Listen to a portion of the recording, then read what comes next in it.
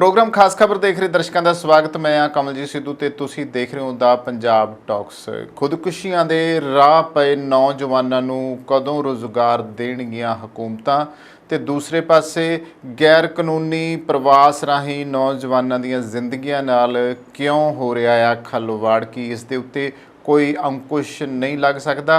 सो पहली खबर वल आउने आ जो खुदकुशियां कीतियां जा रही ने खास तौर पर नौजवान विद्यार्थियों वन्यों वो इस वक्त चिंता का विषय आ। कुछ पढ़ाई का प्रैशर, कुछ बेरोज़गारी का प्रैशर, घर दे विचों बाहरों यानी समाज दे विचों चारे पासे ते विद्यार्थी जिहड़ा है जां नौजवान जिहड़ा है ना वो घिरिया रहिंदा आ।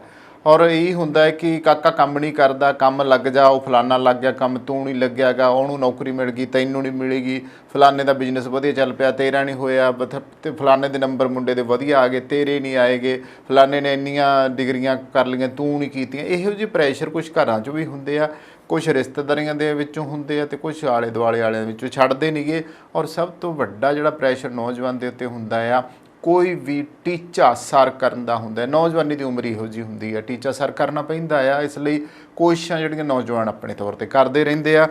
ਤਾਂ ਜਦੋਂ ਤੋਂ ਭਾਰਤ ਆਜ਼ਾਦ ਹੋਇਆ, मैं ਇੱਥੇ ਗੱਲ ਇਹ ਕਰੂੰਗਾ, ਉਸ ਵੇਲੇ ਤੋਂ ਲੈ ਕੇ ਤਰ੍ਹਾਂ ਤਰ੍ਹਾਂ ਦੀਆਂ ਸਮੱਸਿਆਵਾਂ ਦੇ ਨਾਲ ਸਾਡਾ ਜਿਹੜਾ ਦੇਸ਼ ਹੈ ਉਹ ਜੂਝ ਰਿਹਾ ਹੈ, ਜਿਨ੍ਹਾਂ ਵਿੱਚੋਂ ਬੇਰੁਜ਼ਗਾਰੀ ਦੀ ਜਿਹੜੀ ਸਮੱਸਿਆ ਆ ਉਹ ਸਭ ਤੋਂ ਖਤਰਨਾਕ ਰੂਪ ਧਾਰਨ ਕਰਦੀ ਜਾ ਰਹੀ ਆ। ਬੇਰੁਜ਼ਗਾਰੀ ਦੀ ਸਮੱਸਿਆ ਵੈਸੇ ਸਾਡੇ ਦੇਸ਼ ਤੱਕ ਤਾਂ ਹੀ ਸੀਮਿਤ ਨਹੀਂ ਹੈਗੀ, ਪੂਰੀ ਦੁਨੀਆ ਦਾ ਇਹ ਮਸਲਾ ਬਣਿਆ ਹੋਇਆ ਆ। ਔਰ ਇਹਦੇ ਵਿੱਚ ਪੂੰਜੀਪਤੀ ਜਿਹੜੇ ਦੇਸ਼ ਨਾ ਉਹ ਵੀ ਇਹਦੀ ਲਪੇਟ ਦੇ ਵਿੱਚ ਆ ਚੁੱਕੇ ਆ। ਜਦੋਂ ਕਿਸੇ ਦੇਸ਼ ਵਿੱਚ ਕੰਮ ਕਰਨ ਦੀ ਸਮਰੱਥਾ ਰੱਖਣ ਵਾਲੇ ਕਿਸੇ ਵੀ ਇਨਸਾਨ ਨੂੰ ਕੰਮ ਨਾ ਮਿਲੇ ਤਾਂ ਲੱਖਾਂ ਨੌਜਵਾਨ ਉੱਥੇ ਫਿਰ ਕੀ ਆ ਤੁਰੇ ਫਿਰਦੇ ਆ ਵਿਹਲੇ, ਉਹਨਾਂ ਕੋਲ ਕੋਈ ਕੰਮ ਨਹੀਂ ਹੁੰਦਾ, ਫਿਰ ਉਹਨਾਂ ਨੂੰ ਬੇਰੁਜ਼ਗਾਰ ਕਿਹਾ ਜਾਂਦਾ। ਫਿਰ ਇਹ ਜਿਹੜੇ ਨੌਜਵਾਨ ਬੇਰੁਜ਼ਗਾਰੀ ਦੇ ਹੱਥੋਂ ਸਤੇ ਹੁੰਦੇ ਆ, ਇਹਨਾਂ ਨੂੰ ਵਾਕਿਆ ਹੀ ਦਰ ਦੀਆਂ ਠੋਕਰਾਂ ਖਾਣੀਆਂ ਪੈਂਦੀਆਂ। ਔਰ ਕਈ ਵਾਰੀ ਤੁਸੀਂ ਦੇਖਿਆ ਕਿ ਬਹੁਤ ਜ਼ਿਆਦਾ ਜਿਹੜੇ ਪੜ੍ਹੇ ਲਿਖੇ ਨੌਜਵਾਨ ਆ ਉਹ ਵਿਚਾਰੇ ਨਗੂਣੀ ਜੀ ਜਿਹੜੀ ਤਨਖਾਹ ਆ ਉਹਦੇ ਉੱਤੇ ਕਿਤੇ ਇਹੋ ਜਿਹੇ ਕੰਮ ਲੱਗੇ ਹੁੰਦੇ। ਔਰ ਕਈ ਵਾਰੀ ਉਹਨਾਂ ਨੂੰ ਪੁੱਛਿਆ ਜਾਵੇ ਨਾ ਕਿ ਤੁਸੀਂ ਕੀ ਪੜ੍ਹਾਈ ਕੀਤੀ ਹੋਈ ਆ ਤੁਹਾਡੀ, ਜਾਂ ਫਿਰ ਉਹਨਾਂ ਦੀ ਕਈ ਵਾਰੀ ਵੀ ਪਰਸਨੈਲਿਟੀ ਦੇਖੋ, ਪੜ੍ਹੇ ਲਿਖਿਆਂ ਦੀ ਪਰਸਨੈਲਿਟੀ ਔਰ ਜਿਹੜਾ ਉਹਨਾਂ ਦਾ ਵੇ ਆਫ ਟਾਕਿੰਗ ਹੈ ਨਾ ਉਹ ਤੋਂ ਪਤਾ ਲੱਗ ਜਾਂਦਾ ਕਿ ਇਹ ਕਿੱਦਾਂ ਗੱਲ ਕਰ ਰਿਹਾ। ਤਾਂ ਜ਼ਾਹਿਰ ਹੈ ਕਿ ਸਾਡੇ ਵਰਗਾ ਬੰਦਾ ਜਦੋਂ ਕਦੇ ਕਿਸੇ ਬਾਜ਼ਾਰ ਕਿਸੇ ਦੁਕਾਨ 'ਤੇ ਜਾਂ ਕਿਤੇ ਕਈ ਵਾਰੀ ਦਿਹਾੜੀ ਕਰਦੇ ਕਿਸੇ ਨੂੰ ਵੇਖੀਦਾ ਅਤੇ ਜਦੋਂ ਉਹਨਾਂ ਦਾ ਲਬੋ ਲਹਿਜਾ ਜਿਹੜਾ ਨਾ ਜਦੋਂ ਅਸੀਂ ਉਹਨੂੰ ਵਾਚਦੇ ਸੀ ਕਹਿੰਦੇ ਨਹੀਂ ਯਾਰ ਇਹ ਮਤਲਬ ਬੰਦਾ ਐਜੂਕੇਟਡ ਲੱਗਦਾ ਅਤੇ ਇਹ ਕੰਮ ਕੀ ਕਰ ਰਿਹਾ, ਜਦੋਂ ਪੁੱਛੀਦਾ ਅਤੇ ਉਹਦੀ ਜਿਹੜੀ ਪੜ੍ਹਾਈ ਆ ਉਹ ਸੁਣ ਕੇ ਹੈਰਾਨ ਰਹਿ ਜਾਂਦਾ। ਇਹੀ ਇੱਕ ਵੱਡੀ ਸਮੱਸਿਆ ਸਾਡੇ ਦੇਸ਼ ਦੀ ਕਿ ਨੌਜਵਾਨਾਂ ਨੂੰ ਉਹਨਾਂ ਦੀ ਪੜ੍ਹਾਈ ਦੇ ਮੁਤਾਬਕ ਜੌਬ ਨਹੀਂ ਮਿਲਦੀ, ਰੁਜ਼ਗਾਰ ਨਹੀਂ ਮਿਲਦਾ ਗਾ। ਹੁਣੇ ਕੀ ਘਟਨਾ ਹੋਈ ਆ ਮੈਂ ਉਸ ਦੇ ਉੱਤੇ ਜ਼ਿਕਰ ਕਰੂੰਗਾ ਕਿ ਕੋਟਾ ਰਾਜਸਥਾਨ ਦਾ ਇੱਕ ਸ਼ਹਿਰ ਹੈ ਜਿੱਥੇ ਦੋ ਨੌਜਵਾਨਾਂ ਨੇ ਖੁਦਕੁਸ਼ੀ ਕਰ ਲਈ ਹੈ ਕਿਉਂਕਿ ਉਹਨਾਂ ਤੋਂ ਪ੍ਰੀਖਿਆਵਾਂ ਅਤੇ ਟੈਸਟਾਂ ਦਾ ਜੋ ਦਬਾਅ ਸੀ ਉਹ ਬਰਦਾਸ਼ਤ ਨਹੀਂ ਹੋਇਆ ਅਤੇ ਇਸ ਸਾਲ ਹੁਣ ਤੱਕ ਕੋਟਾ ਦੇ ਵਿੱਚ 23 ਬੱਚਿਆਂ ਨੇ ਖੁਦਕੁਸ਼ੀ ਕਰ ਲਈ ਹੈ। ਉੱਥੇ ਜੋ ਬੱਚੇ ਅਫਸਰੀ ਇੰਜੀਨੀਅਰਿੰਗ ਡਾਕਟਰੀ ਦੇ ਇਮਤਿਹਾਨਾਂ ਵਾਸਤੇ ਜਾਂਦੇ ਨੇ ਉਹ ਲੱਖਾਂ ਦੀ ਗਿਣਤੀ ਵਿੱਚ ਹੁੰਦੇ ਨੇ ਕਿਉਂਕਿ ਕੋਟਾ ਦੇ ਵਿੱਚ ਕਾਫੀ ਵੱਡੇ ਜਿਹੜੇ ਇੰਸਟੀਚਿਊਟ ਬਣੇ ਹੋਏ ਨੇ।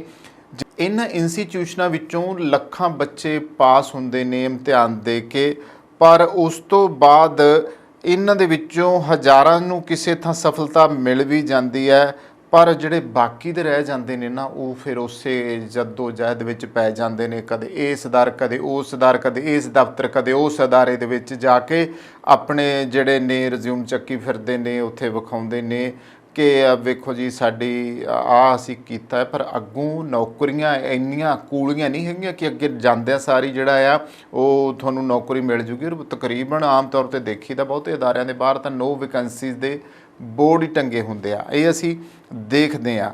ਤਾਂ ਇਹਨਾਂ ਜਿਹੜੀਆਂ ਕੋਟਾ ਦੇ ਵਿੱਚ ਖੁਦਕੁਸ਼ੀਆਂ ਹੋਈਆਂ ਆ ਇਹਨਾਂ ਦੇ ਵਿੱਚ ਹੁਣ ਹੈਰਾਨੀ ਵਾਲੀ ਗੱਲ ਤੁਹਾਨੂੰ ਮੈਂ ਦੱਸਦਾ ਵੀ ਹੋਈ ਕੀ ਹੈ।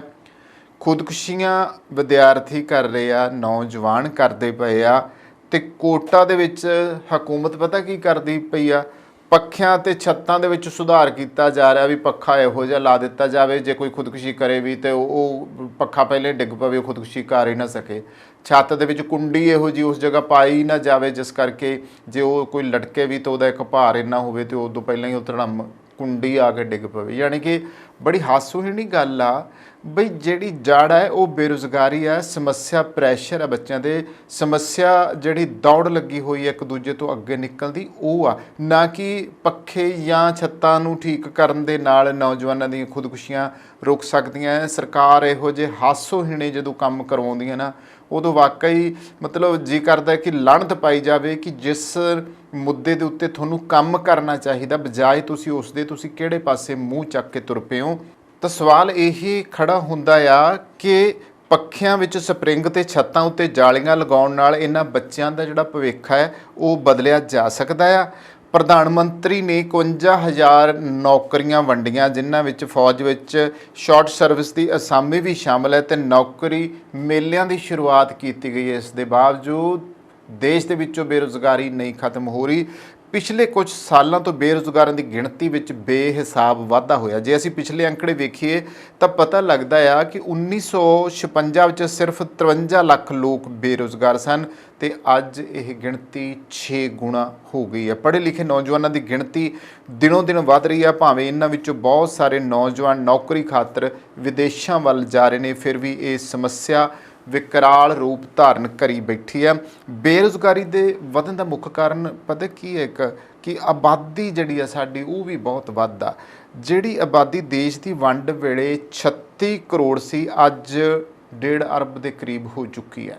ਇਹ ਵੱਧਦੀ ਆਬਾਦੀ ਬੇਰੁਜ਼ਗਾਰੀ ਨੂੰ ਦੂਰ ਕਰਨ ਦੇ ਵਿੱਚ ਵੱਡੀ ਰੁਕਾਵਟ ਹੈ। ਭਾਰਤ ਵਿੱਚ ਬੇਰੁਜ਼ਗਾਰੀ ਨੂੰ ਵਧਾਉਣ ਪਿੱਛੇ ਕੁਝ ਹੋਰ ਵੀ ਅਹਿਮ ਕਾਰਨ ਨੇ, ਜਿਵੇਂ ਕਿ ਆਰਥਿਕ ਵਿਕਾਸ ਦੀ ਮੱਧਮ ਰਫ਼ਤਾਰ ਦਾ ਹੋਣਾ, ਸਰਕਾਰ ਦਾ ਖੇਤੀਬਾੜੀ ਤੇ ਲਘੂ ਉਦਯੋਗਾਂ ਵੱਲ ਪੂਰਾ ਧਿਆਨ ਨਾ ਦੇਣਾ, ਦੋਸ਼ਪੂਰਨ ਸਿੱਖਿਆ ਪ੍ਰਣਾਲੀ ਹੈ, ਸਵੈ ਰੁਜ਼ਗਾਰ ਲਈ ਸਾਧਨਾਂ ਦੀ ਕਮੀ ਆ, ਮੱਧ ਸ਼੍ਰੇਣੀ ਵਿੱਚ ਪੜ੍ਹੇ ਲਿਖੇ ਨੌਜਵਾਨਾਂ ਦਾ ਵਾਧਾ ਆ, ਬਾਲਣ ਅਤੇ ਸ਼ਕਤੀ ਸੋਮਿਆਂ ਦੀ ਘਾਟ ਹੈਗੀ ਆ, ਸਰਕਾਰੀ ਅਦਾਰਿਆਂ 'ਚ ਅੰਨ੍ਹੇਵਾਹ ਨਿੱਜੀਕਰਨ ਉਹਨਾਂ ਦਾ ਹੋ ਰਿਹਾ, ਭ੍ਰਿਸ਼ਟਾਚਾਰੀ ਵਧੀ ਹੋਈ ਆ, ਉਦਯੋਗਾਂ ਦਾ ਜ਼ਿਆਦਾ ਕੰਪਿਊਟਰੀਕਰਨ ਜਿਹੜਾ ਆ ਉਹ ਹੋ ਰਿਹਾ। ਇਸ ਕਰਕੇ ਵੀ ਆ, ਪਰ ਹਕੀਕਤ ਇਹ ਵੀ ਹੈ ਕਿ ਭਾਰਤ ਵਿੱਚ ਹਰ ਸਾਲ 3-4 ਕਰੋੜ ਨਵੇਂ ਬੇਰੁਜ਼ਗਾਰ ਪੈਦਾ ਹੋ ਜਾਂਦੇ ਨੇ। ਭਾਰਤ ਵਿੱਚ ਸਟਾਰਟਅਪ ਦੀ ਵਿਦੇਸ਼ੀ ਨਿਵੇਸ਼ ਨਾਲ ਜਿਹੜੀ ਸ਼ੁਰੂਆਤ ਹੋਈ ਸੀ ਉਹ ਵੀ 68% ਹੇਠਾਂ ਡਿੱਗ ਕੇ ਮੱਠੀ ਪੈ ਰਹੀ ਆ। ਸਾਡੇ ਦੇਸ਼ ਵਿੱਚ 118 ਅਰਬਪਤੀ ਆ, ਪਰ ਕਰੋੜਾਂ ਬੇਰੁਜ਼ਗਾਰਾਂ ਵੱਲ ਧਿਆਨ ਦੇਣ ਦੀ ਲੋੜ ਹੈ। ਸਰਕਾਰੀ ਨੌਕਰੀਆਂ ਤੇ ਅਫਸਰਾਂ, ਇੰਜੀਨੀਅਰਾਂ, ਡਾਕਟਰਾਂ ਅਤੇ ਵਿਦੇਸ਼ ਵਿੱਚ ਜਾਂਦੇ ਬੱਚਿਆਂ ਦੀ ਗਿਣਤੀ ਹਰ ਸਾਲ ਲੱਖਾਂ ਤੱਕ ਪਹੁੰਚ ਜਾਂਦੀ ਹੈ। ਹੁਣ ਸਾਡੇ ਜਿਹੜੇ ਨੀਤੀਕਾਰ ਨੇ ਨਾ, ਉਹਨਾਂ ਨੂੰ ਕਰੋੜਾਂ ਬੇਰੁਜ਼ਗਾਰਾਂ ਵਾਸਤੇ ਰੁਜ਼ਗਾਰ ਪੈਦਾ ਕਰਨ ਦੀ ਨੀਤੀ ਬਣਾਉਣੀ ਪਊਗੀ।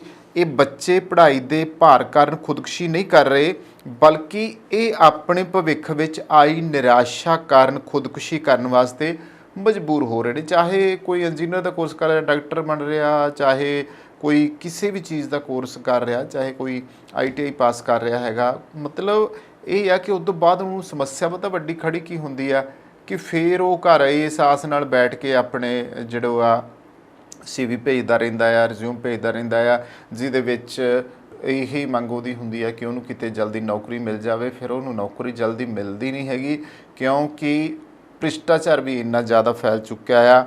ਤਾਂ ਇਹ ਚਿੰਤਾ ਉਹਨੂੰ ਪੜ੍ਹਾਈ ਦੇ ਦਰਮਿਆਨ ਹੀ ਸਤਾਉਣੀ ਸ਼ੁਰੂ ਕਰ ਦਿੰਦੀ ਹੈ ਕਿ ਖਰੇ ਮੈਂ ਪੜ੍ਹ ਤਾਂ ਰਿਹਾ, ਮੈਂ ਡਿਗਰੀ ਤਾਂ ਕਰ ਰਿਹਾ, ਮੈਂ ਕੋਰਸ ਤਾਂ ਕਰ ਰਿਹਾ, ਕਿ ਖਰੇ ਮੈਨੂੰ ਜਿਹੜੀ ਜੌਬ ਆ ਉਹ ਮਿਲੂਗੀ ਜਾਂ ਨਹੀਂ ਮਿਲੂਗੀ।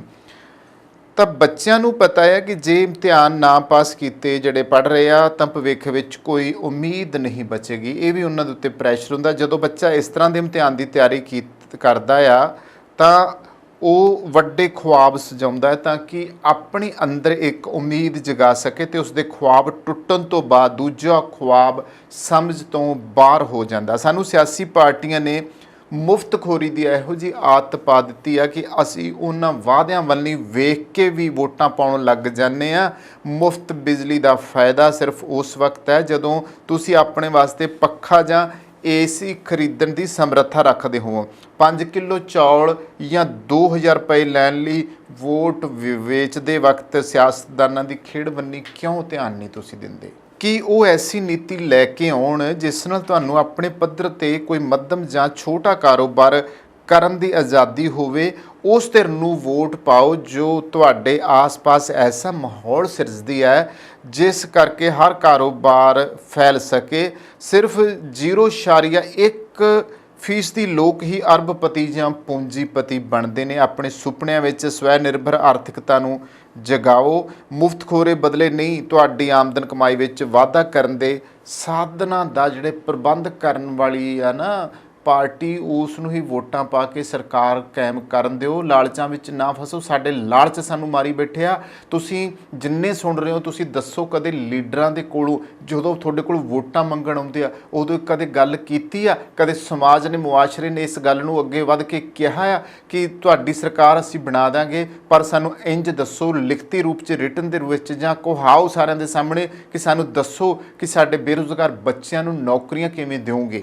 ਇਹ ਗੱਲ ਸਭ ਤੋਂ ਵੱਡੀ ਹੋਣੀ ਚਾਹੀਦੀ, ਪਰ ਅਸੀਂ ਪੁੱਛਦੇ ਨਹੀਂ ਗੇ। ਦੂਸਰੇ ਪਾਸੇ ਬੇਰੁਜ਼ਗਾਰੀ ਦੇ ਕਈ ਕਾਰਨਾਂ ਵਿੱਚੋਂ ਸਾਡੀ ਜਿਹੜੀ ਦੋਸ਼ਪੂਰਨ ਸਿੱਖਿਆ ਪ੍ਰਣਾਲੀ ਹੈ ਨਾ, ਉਹ ਇਹੀ ਹੈ ਕਿ ਭਾਰਤ ਵਿੱਚ ਇਹ ਸਿੱਖਿਆ ਪ੍ਰਣਾਲੀ ਬੇਰੁਜ਼ਗਾਰੀ ਦੀ ਗਿਣਤੀ ਵਧਾ ਰਹੀ ਹੈ। ਗੁਲਾਮ ਭਾਰਤ ਵਿੱਚ ਅੰਗਰੇਜ਼ਾਂ ਨੇ ਕੇਵਲ ਦਫ਼ਤਰੀ ਬਾਬੂ ਬਣਾਉਣ ਵਾਸਤੇ ਇਹ ਸਿੱਖਿਆ ਪ੍ਰਣਾਲੀ ਸ਼ੁਰੂ ਕੀਤੀ ਸੀ, ਪਰ ਦੇਸ਼ ਆਜ਼ਾਦੀ ਤੋਂ ਬਾਅਦ ਵੀ ਕੀ ਹੋਇਆ, ਉਹੀ ਸਿੱਖਿਆ ਪ੍ਰਣਾਲੀ ਚੱਲੀ ਆਉਂਦੀ ਆ। ਕਦੇ ਕੋਈ ਇਹੋ ਜਿਹੀ ਕਿੱਤਾ ਮੁਖੀ ਸਿੱਖਿਆ ਵਾਲੀ ਸਿੱਖਿਆ ਪ੍ਰਣਾਲੀ ਸਾਨੂੰ ਦਿੱਤੀ ਆ? ਜਾਣੀ ਕਿ ਜਦੋਂ ਬੱਚਾ ਸਕੂਲ ਦੇ ਵਿੱਚ ਹੀ ਆ ਉਦੋਂ ਹੀ ਕਿਉਂ ਨਹੀਂ ਉਹਨੂੰ ਨਾਲ ਨਾਲ ਸਿਖਾਇਆ ਜਾਂਦਾ? ਕਿੰਨੀ ਵਾਰੀ ਇਸ ਦੇ ਉੱਤੇ ਮਹਾਰਾਜ ਨੇ ਚਿੰਤਾ ਪ੍ਰਗਟ ਕੀਤੀ ਹੈ ਕਿ ਇਹ ਹੋਣਾ ਚਾਹੀਦਾ। ਕਰ ਕੀ ਰਹੇ ਆ? ਦਿਖਾ ਨਹੀਂ ਰਹੇ ਅਸੀਂ। ਇਹ ਸਮੱਸਿਆ ਸਾਡੀ ਬਣੀ ਹੋਈ ਹੈ। ਤਾਂ ਹੁਣ ਹੋਇਆ ਕੀ ਹੈ ਕਿ ਜਿਹੜੀ ਹੁਣ ਇਸ ਤਰੀਕੇ ਦੀ ਪੜ੍ਹਾਈ ਆ ਅੰਗਰੇਜ਼ਾਂ ਦੀ ਗੁਲਾਮੀ ਵੇਲੇ ਜਿਹੜੀ ਕਰਾਈ ਜਾਂਦੀ ਸੀ, ਉਹ ਲੰਬਾ ਅਰਸਾ ਅਸੀਂ ਵੀ ਦੇਖੀ ਆ। ਅਸੀਂ ਸਾਰੇ ਉਸੇ ਤਰੀਕੇ ਦੀ ਪੜ੍ਹਾਈ ਕਰਕੇ ਅੱਗੇ ਆਏ ਆ। ਪਰ ਉਸ ਤੋਂ ਬਾਅਦ ਹੁਣ ਚਲੋ ਠੀਕ ਆ, ਕਾਲਜ ਆਏ, ਯੂਨੀਵਰਸਿਟੀਆਂ ਆਈਆਂ, ਇੰਜੀਨੀਅਰ ਕਾਲਜ ਆਏ, ਮੈਡੀਕਲ ਕਾਲਜ ਆਏ, ਬਹੁਤ ਕੁਛ ਇੱਦਾਂ ਦਾ ਆਇਆ। ਪਰ ਸਥਿਤੀ ਤਾਂ ਇਹੀ ਬਣਦੀ ਹੈ ਨਾ ਕਿ ਘੱਟੋ ਘੱਟ ਜਿਹੜੇ ਪੇਂਡੂ ਖੇਤਰ ਦੇ ਬੱਚੇ ਆ ਉਹਨਾਂ ਦੀ ਗਿਣਤੀ ਬਹੁਤ ਜ਼ਿਆਦਾ ਪੂਰੇ ਦੇਸ਼ ਦੇ ਵਿੱਚ। ਉਹਨਾਂ ਵਾਸਤੇ ਅਸੀਂ ਕੀ ਕਰਦੇ ਪਏ ਆ? ਜਿਹੜੇ ਕੁਝ ਸਹਿੰਦੇ ਹੋਣਗੇ ਉਹ ਵੱਡੇ ਕਾਲਜਾਂ ਯੂਨੀਵਰਸਿਟੀਆਂ ਤੱਕ ਚਲੇ ਜਾਣਗੇ। ਆਮ ਬੱਚੇ ਤਾਂ ਫਿਰ ਰੁਲ ਗਏ ਨਾ, ਥੋੜ੍ਹੀਆਂ ਜਿਹੀਆਂ ਪੜ੍ਹਾਈਆਂ ਕਰਕੇ ਉਹਨਾਂ ਨੂੰ ਤਾਂ ਕੋਈ ਜੋਬ ਨਾ ਮਿਲੀ। ਸਮੱਸਿਆ ਤਾਂ ਉੱਥੇ ਆ ਕੇ ਖੜੀ ਆ। ਇਹ ਸਾਡੇ ਸਮਾਜ ਦੀ ਬਦਕਿਸਮਤੀ ਕਹੀ ਜਾ ਸਕਦੀ ਹੈ ਕਿ ਅਸੀਂ ਕੰਮ ਦੀ ਕਦਰ ਵਾਲਾ ਸੱਭਿਆਚਾਰ ਜਾਂ ਦ੍ਰਿਸ਼ਟੀਕੋਣ ਹੁਣ ਤੱਕ ਪੈਦਾ ਵੀ ਨਹੀਂ ਕਰ ਸਕੇ। ਮਿਹਨਤ ਨਾ ਕਰਨੀ ਪਵੇ, ਅਸੀਂ ਉਸ ਧੰਦੇ ਨੂੰ, ਨੌਕਰੀ ਨੂੰ ਚੰਗਾ ਸਮਝਦੇ ਹਾਂ ਜਿੱਥੇ ਮਿਹਨਤ ਨਾ ਕਰਨੀ ਪਵੇ। ਸਾਡੇ ਨੌਜਵਾਨ ਵਿਦੇਸ਼ੀ ਜੀਵਨ ਜਾਂਚ ਵਿਚਲੀਆਂ ਕਈ ਮਨ ਲੁਭਾਉਣੀਆਂ ਗੱਲਾਂ ਤੋਂ ਬਹੁਤ ਜਲਦੀ ਪ੍ਰਭਾਵਿਤ ਹੋ ਜਾਂਦੇ ਨੇ, ਪਰ ਉਹ ਉਹਨਾਂ ਦੇਸ਼ਾਂ ਵਿੱਚ ਹਰ ਵਿਅਕਤੀ ਵਿੱਚ ਕੰਮ ਕਰਨ ਦੀ ਲਗਨ ਨੂੰ ਭੁੱਲ ਜਾਂਦੇ ਨੇ ਕਿ ਉਹ ਕਿਸ ਤਰੀਕੇ ਨਾਲ ਨਿੱਠ ਕੇ ਕੰਮ ਕਰਦੇ ਨੇ। ਇਸ ਦੇ ਨਾਲ ਹੀ ਵਿਦੇਸ਼ਾਂ ਵਿੱਚ ਕਿਸੇ ਕੰਮ ਨੂੰ ਬੁਰਾ ਨਹੀਂ ਸਮਝਿਆ ਜਾਂਦਾ। ਹੁਣ ਉੱਥੇ ਝਾੜੂ ਲਾ ਲੈਣਗੇ, ਉੱਥੇ ਸਫਾਈ ਕਰਮਚਾਰੀ ਲੱਗ ਜਾਣਗੇ, ਉੱਥੇ ਜਾ ਕੇ ਭਾਂਡੇ ਧੋਣ ਲੱਗ ਪੈਣਗੇ, ਉੱਥੇ ਜਾ ਕੇ ਡਰਾਈਵਰੀਆਂ ਕਰ ਲੈਣਗੇ, ਉੱਥੇ ਜਾ ਕੇ ਬਹੁਤ ਸਾਰਾ ਕੁਛ ਇਹੋ ਜਿਹਾ ਕਰ ਲੈਣਗੇ। ਪਰ ਇਹੀ ਕੰਮ ਜਦੋਂ ਆਪਣੇ ਦੇਸ਼ ਵਿੱਚ ਕਰਨਾ ਪਵੇ ਤਾਂ ਉਸ ਵੇਲੇ ਉਹਨਾਂ ਦੀ ਅਨਾਹ ਦਾ ਮਸਲਾ ਬਣ ਜਾਂਦਾ ਹੈ, ਉਹਨਾਂ ਦੀ ਇੱਜ਼ਤ ਦਾ ਮਸਲਾ ਬਣ ਜਾਂਦਾ ਹੈ। ਕਾਸ਼ ਆਪਦੇ ਦੇਸ਼ ਵਿੱਚ ਰਹਿ ਕੇ ਵੀ ਇਹਨਾਂ ਨੌਜਵਾਨਾਂ ਨੇ ਇੱਦਾਂ ਦੇ ਕੰਮ ਕੀਤੇ ਹੁੰਦੇ ਤੇ ਸ਼ਾਇਦ ਇਹਨਾਂ ਸਮੱਸਿਆਵਾਂ ਦਾ ਉਹਨਾਂ ਨੂੰ ਸਾਹਮਣਾ ਨਾ ਕਰਨਾ ਪੈਂਦਾ। ਸੋ ਇਸ ਲਈ ਹੁਣ ਲੋੜ ਇਹ ਹੈ ਕਿ ਭਾਰਤ ਵਿੱਚੋਂ ਬੇਰੁਜ਼ਗਾਰੀ ਖਤਮ ਕਰਨ ਲਈ ਬਹੁਤ ਹੀ ਗੰਭੀਰ ਉਪਰਾਲੇ ਕਰਨ ਦੀ ਲੋੜ ਹੈ। ਇਸ ਸੰਬੰਧੀ ਸਰਕਾਰ ਨੂੰ ਬਹੁਤ ਦੂਰ ਅੰਦੇਸ਼ੀ ਵਾਲੀਆਂ ਨੀਤੀਆਂ ਬਣਾਉਣ ਦੀ ਲੋੜ ਹੈ। ਸਭ ਤੋਂ ਪਹਿਲਾਂ ਤਾਂ ਸਰਕਾਰ ਨੂੰ ਸਾਡੀ ਵਿੱਦਿਆ ਪ੍ਰਣਾਲੀ ਵਿੱਚ ਕ੍ਰਾਂਤੀਕਾਰੀ ਤਬਦੀਲੀਆਂ ਲਿਆਉਣ ਦੀ ਲੋੜ ਹੈ, ਜਿਸ ਵੱਲ ਸਰਕਾਰ ਕੁਝ ਯਤਨ ਕਰਦੀ ਵਿਖਾਈ ਦੇ ਵੀ ਰਹੀ ਹੈ ਕਿ ਕਈ ਥਾਵਾਂ ਦੇ ਉੱਤੇ। ਇਸ ਲਈ ਵਿਦਿਆਰਥੀਆਂ ਨੂੰ ਅੱਖਰੀ ਜਾਂ ਕਿਤਾਬੀ ਗਿਆਨ ਦੇ ਨਾਲ ਕਿੱਤਾ ਮੁਖੀ ਸਿੱਖਿਆ ਦੇਣ ਦੇ ਉੱਪਰ ਜੋ ਆ ਧਿਆਨ ਕੇਂਦਰਿਤ ਕਰਨਾ ਚਾਹੀਦਾ ਹੈ। ਇਹ ਜ਼ਰੂਰੀ ਹੈ।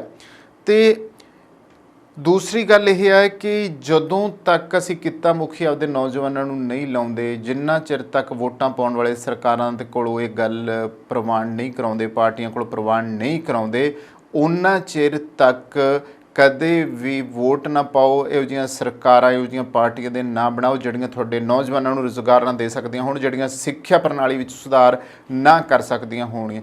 ਹੁਣ ਵੀ ਕੋਸ਼ਿਸ਼ਾਂ ਆ, ਦੇਖੋ ਜੇ ਉਹਨਾਂ ਨੂੰ ਬੂਰ ਪੈਂਦਾ ਕਿ ਇਸੇ ਤਰ੍ਹਾਂ ਹੀ ਨੌਜਵਾਨ ਬੇਰੁਜ਼ਗਾਰੀ ਦੇ ਸਤਾਏ ਖੁਦਕੁਸ਼ੀਆਂ ਦੇ ਰਾਹ ਪੈਣਗੇ। ਨੌਜਵਾਨਾਂ ਨੂੰ ਵੀ ਮੇਰਾ ਸੁਨੇਹਾ ਆ ਕਿ ਘੱਟੋ ਘੱਟ ਖੁਦਕੁਸ਼ੀ ਨਾਲੋਂ ਬਿਹਤਰ ਹੈ ਕਿ ਸੰਘਰਸ਼ ਕਰ ਲਓ। ਜ਼ਿੰਦਗੀ ਵਿੱਚ ਸੰਘਰਸ਼ ਕਰਕੇ ਕੁਝ ਨਾ ਕੁਝ ਪ੍ਰਾਪਤ ਕੀਤਾ ਜਾ ਸਕਦਾ ਹੈ। ਦੇਰ ਆ ਹਨੇਰ ਨਹੀਂ, ਚਲੋ ਜ਼ਿਆਦਾ ਨਹੀਂ ਤਾਂ ਥੋੜ੍ਹਾ ਹੀ ਸਹੀ, ਪਰ ਕੰਮ ਤਾਂ ਮਿਲਦਾ ਹੀ ਆ। ਜ਼ਿੰਦਗੀ ਤਾਂ ਜਿਉਣੀ ਹੁੰਦੀ ਆ। ਠੀਕ ਆ, ਜੇ ਲਗਾਤਾਰ ਡਟੇ ਰਹੋਗੇ ਤਾਂ ਜ਼ਰੂਰ ਇੱਕ ਦਿਨ ਜਿਹੜਾ ਹੀ ਆ ਮਿਹਨਤ ਦਾ ਫਲ ਮਿਲਦਾ ਆ। ਕਦੇ ਵੀ ਇੱਦਾਂ ਨਹੀਂ ਹੋਇਆਗਾ ਕਿ ਹਨੇਰਾ ਹੀ ਰਵੇ ਤੇ ਕਦੇ ਰੌਸ਼ਨੀ ਨਾ ਹੋਵੇ। ਕਿਉਂਕਿ ਰੌਸ਼ਨੀ ਤਦ ਹੀ ਆਊਗੀ ਜੇ ਤੁਸੀਂ ਆਪਣੇ ਮਨ ਦੇ ਵਿੱਚ ਲਗਨ ਪੈਦਾ ਕਰੋ, ਕੰਮ ਸੱਭਿਆਚਾਰ ਆਪਦੇ ਮਨ ਵਿੱਚ ਲਾ ਲਓ, ਤਾਂ ਹੀ ਤੁਸੀਂ ਕਾਮਯਾਬ ਹੋ ਸਕਦੇ ਹੋ। ਬਸ਼ਰਤੇ ਖੁਦਕੁਸ਼ੀਆਂ ਕੋਈ ਹੱਲ ਨਹੀਂ।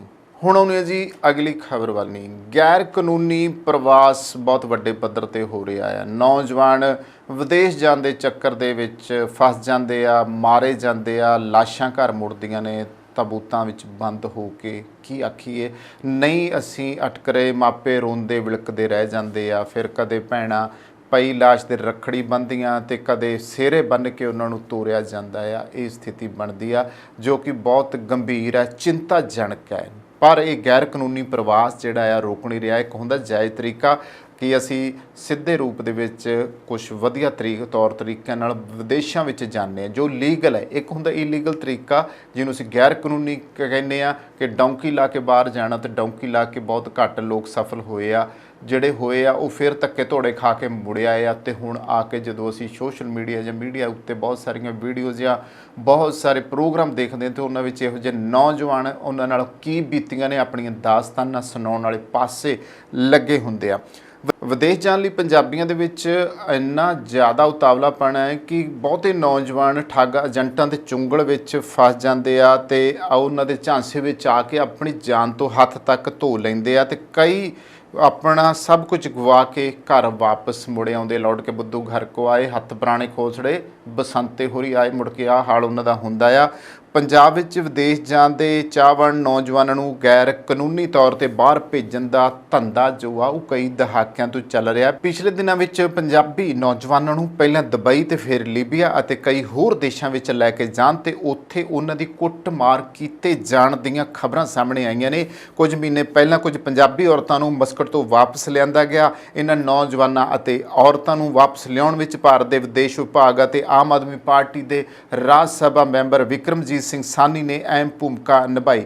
ਇਹਨਾਂ ਨੌਜਵਾਨਾਂ ਤੇ ਔਰਤਾਂ ਦੁਆਰਾ ਪ੍ਰਿੰਟ ਮੀਡੀਆ ਜਾਂ ਮੀਡੀਆ ਨੂੰ ਦੱਸੇ ਗਏ ਵੇਰਵਿਆਂ ਤੋਂ ਪਤਾ ਲੱਗਦਾ ਹੈ ਕਿ ਕਿਵੇਂ ਉਹਨਾਂ ਨੂੰ ਕੈਦ ਕਰਕੇ ਰੱਖਿਆ ਗਿਆ ਤੇ ਉਹਨਾਂ ਤੇ ਜ਼ਬਰ ਕੀਤਾ ਗਿਆ।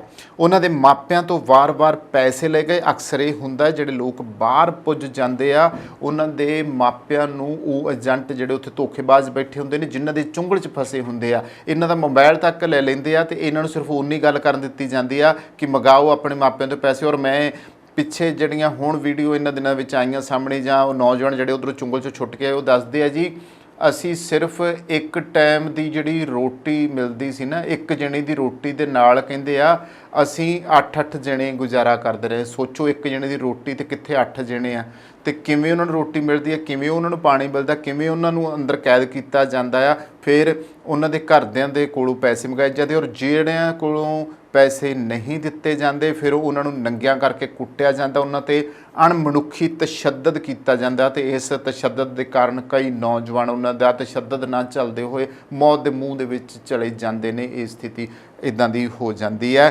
ਤੇ ਪੰਜਾਬੀ ਨੌਜਵਾਨਾਂ ਦੇ ਮਨਾਂ ਵਿੱਚ ਵਿਦੇਸ਼ ਜਾ ਕੇ ਕਮਾਈ ਕਰਨ ਦੀ ਖਿੱਚ ਉਹਨਾਂ ਦੀਆਂ ਅੱਖਾਂ ਨੂੰ ਚੁੰਧਿਆਈ ਬੈਠੀ ਹੈ।